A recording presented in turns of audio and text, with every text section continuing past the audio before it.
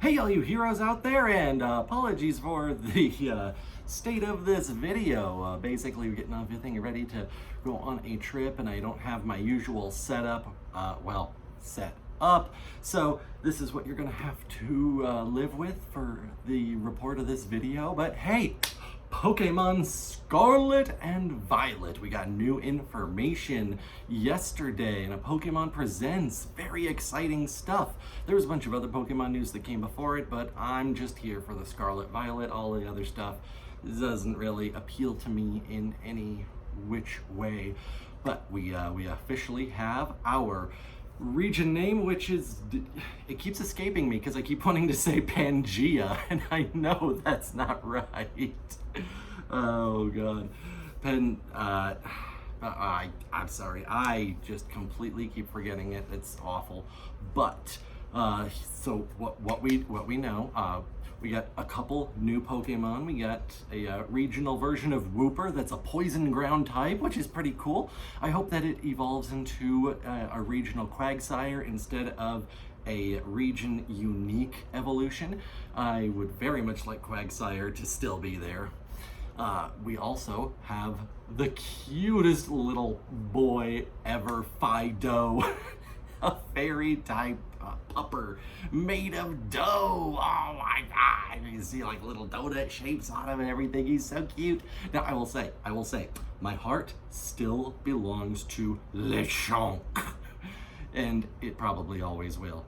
But Fidough, oh my god, it's in there. Wow, love it.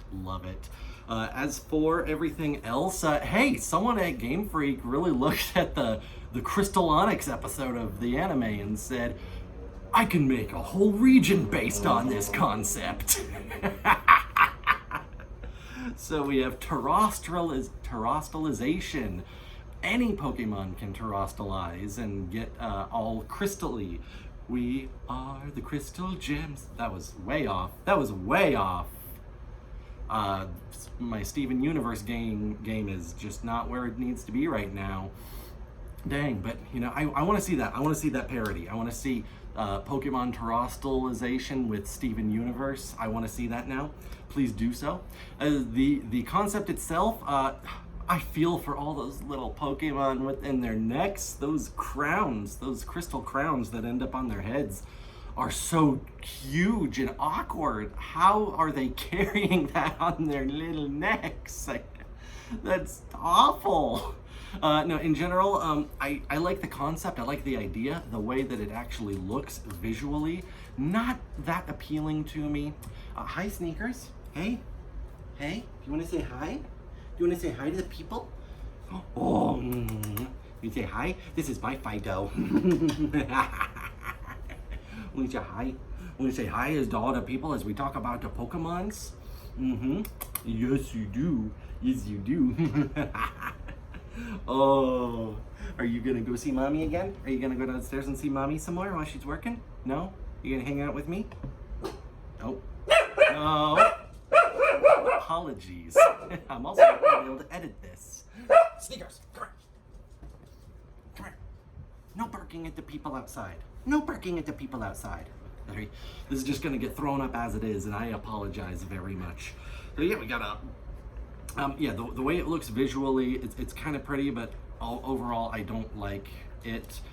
The actual effects though, it's like Mega Evolution, but any Pokemon can do it, and so like that automatically gives it a win in my book. From there, you know, some Pokemon will change type as well. That's actually really cool. The fact that every individual Pokemon can have a different Terastal type, even among the same types of Pokemon, is actually pretty cool. Like the example they gave is Eevee, so it could potentially just be unique to Eevee itself, considering, you know, Eevee's whole deal. But the way that they phrased it made it seem like other Pokemon could have unique Terastal type changes as well, which I'm really looking forward to. I would actually really very much like that. And the way that it can interact with the game mechanics is really cool, since that means that you can completely flip a type advantage on your opponent, without without having to waste a turn swapping Pokemon out, and that's a fascinating thought. And one of my friends who's actually like way more hardcore into the actual meta of it all said, yeah, competitive meta is gonna get turned on its head and be pure chaos and garbage for a while. And I said, good. It tells you how I feel about most competitive, like meta competitive scenes in anything. You're just biting. You just no biting, no biting, Sneakers. No biting, no biting, my furry baby. He wants attention so much. It's okay. I'll give you some neck scratches and some ear scratches. Yeah.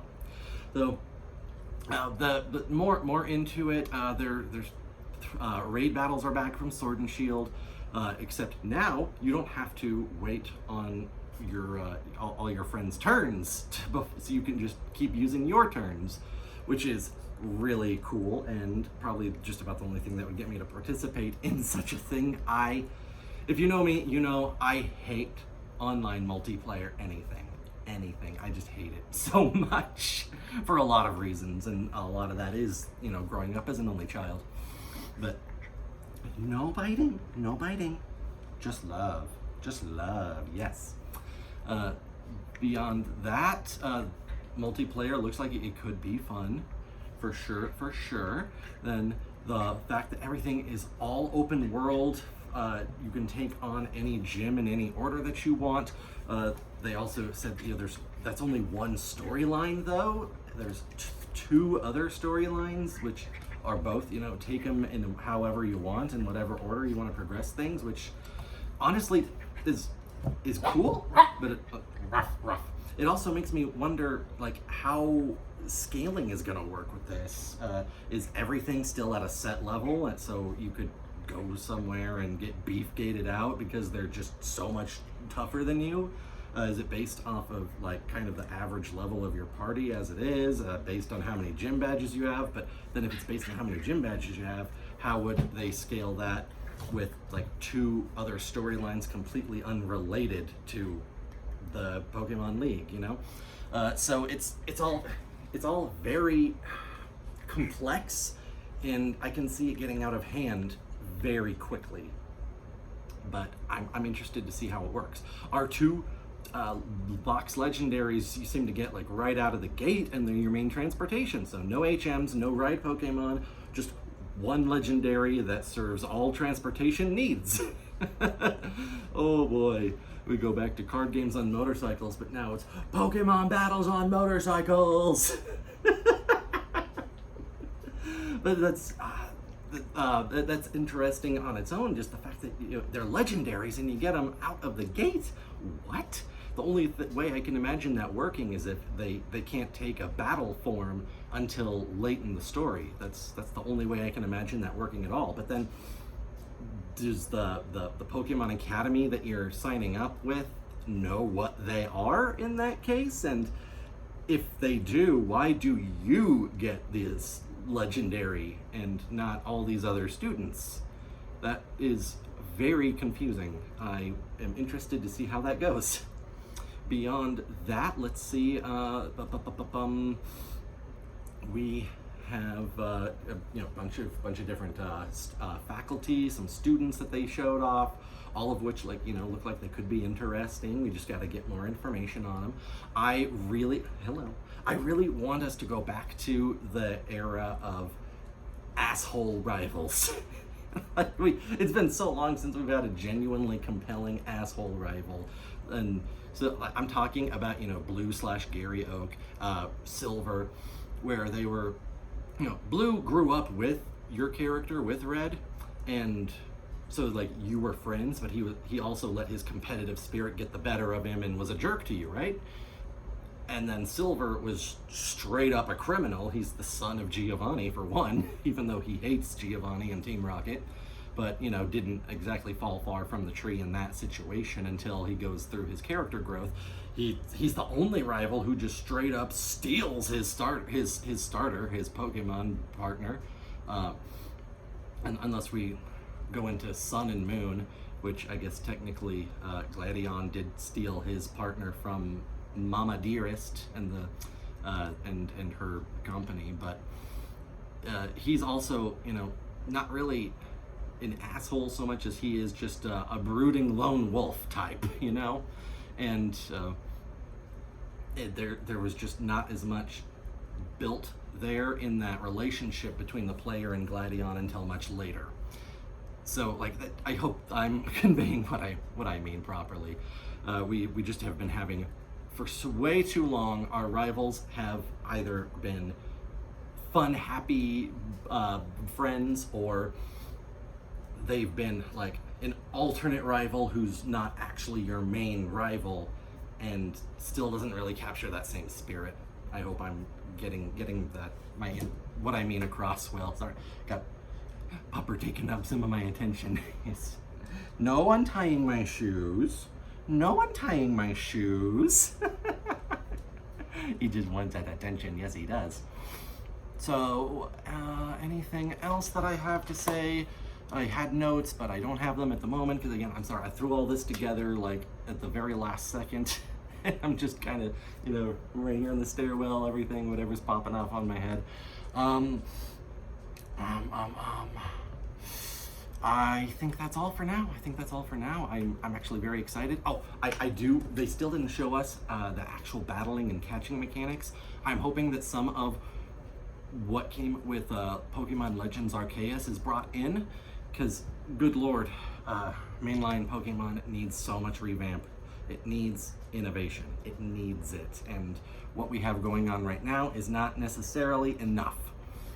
It might be really good, for sure, and it's certainly the most interested I've been in Pokemon for a long time, but still not quite there for me. I want to see more, see what's going on. Quaxley for life, and Lechonk is the best and has my heart, and of course Fidough, so cute. With that out of the way, guys, hey, thank you so much for watching. Click on another video if you want. My Let's Make a Fighting Game series dropped its 3rd episode a couple days ago. It's doing fantastic. I want to see it do even better, and I want to see the first 2 parts do even better. Please spread the word. Go click on those if you haven't already. Have a fantastic rest of your day, and let's hope that Pokemon Scarlet and Violet is so good that it renews all our hopes and dreams for the franchise, so much so that we want to give it a great big hell yeah!